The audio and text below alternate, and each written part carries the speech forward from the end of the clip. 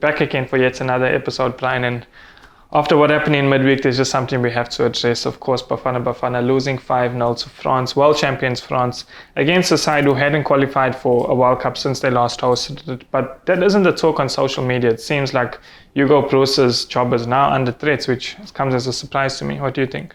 Yeah, I think it's a big surprise because Surprise to you as well.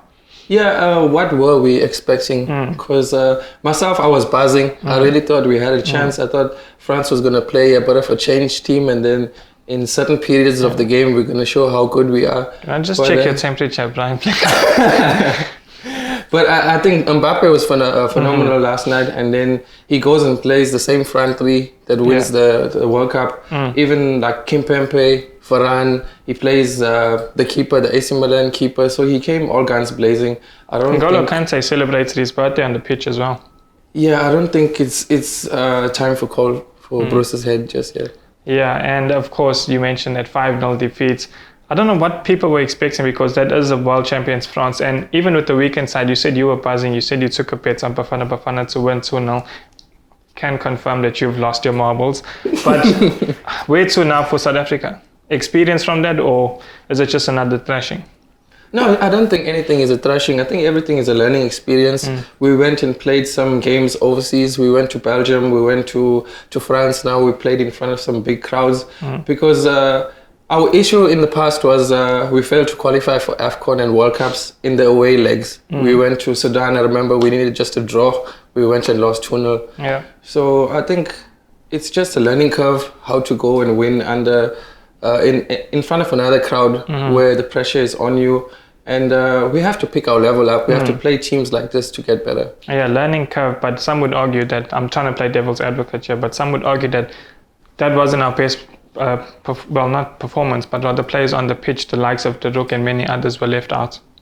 Yeah, I didn't agree with the starting 11 myself. So did the wrong players get the right experience?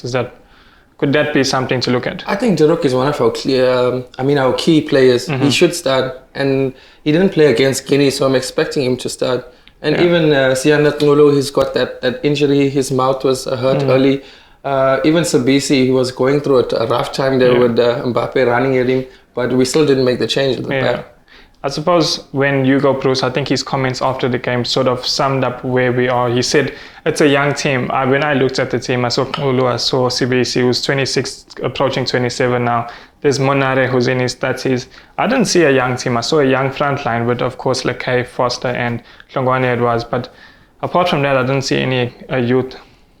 Yeah, I think Ethan Brooks, he should have got a chance. I may not start the game, but example, Keegan Dolly plays 60 or 75 minutes, and then the pace of the game gets to you, then Ethan Brooks gets a 10, 15, 20-minute cameo. I wanted to see more of that, and I'm really disappointed. As you're saying, that the age just wasn't looking right. Yeah, so what's your message to those fans calling out for Hugo Broos?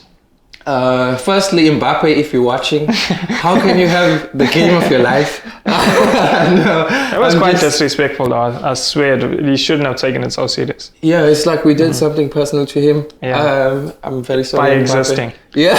Sorry for existing, Kylian Mbappe. No, I mean, he's trying to pick his hands up, and like his personal move, there's a lot of controversy if he's going to Real Madrid or Barca. So I think he's just knocked out of the Champions League. He's trying to play his best football. Yeah. Hugo Broos fans, I'm still one of them. So I'm still backing him. I think we just got cheated the one game by Ghana, and then we lost to the world champion. So there's no shame in that. Yeah, no shame indeed. Like Bryan said, I agree with Bryan in the fact I'm also Hugo Broos and I can't understand people calling for his head because before that we had won 10 out of 14 games or so. And it's nice that we're getting the international experience playing in Belgium, like you mentioned, playing in France against some of the best players in the world. I mean, Kylian Mbappe should be in everyone's top 3 at the moment. So to rub shoulders with him or at least open your legs like Mvala did was something, to take onto the next game. But yeah, any last words from you, Bryan?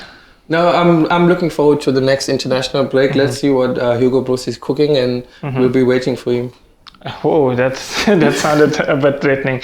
But yeah, until the next time. Cheers.